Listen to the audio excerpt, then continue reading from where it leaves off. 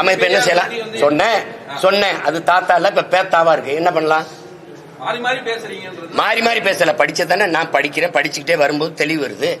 என் இனச்சாவலதான் இவெல்லாம் திருட்டு பையன் எனக்கு எதிரானவன் தெரிய வருது. 2008, 2009, 2010 தான் திராவிடன் திருடன். அது என்ன திருடங்கிற? ஆமா திருடன் சொல்ற, நீ குருடங்கிற. ஆமா குருடன். 60 ஆண்டுகளா நீங்க திருடி இருந்தது தெரியாம இருந்த நாங்கள் குருடர்கள் தான்.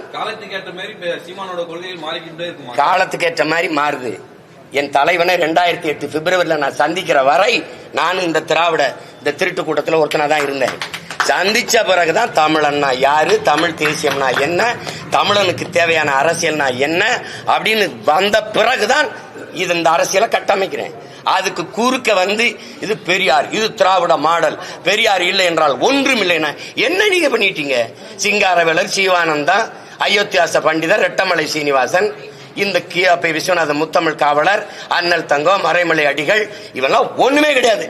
தெய்வத்திரும்ப முத்துராமலிங்க தேவர், காமராஜர், கக்கன், எல்லாத்துக்கும் மேல ஒருத்தர் எங்க பாட்டன் வாவு சிதம்பரம், அவெல்லாம் ஒண்ணுமே செய்யல. இவர் மட்டும்தான். இப்ப நீங்க ஒண்ணு கேளுங்க, இங்க பாருங்க.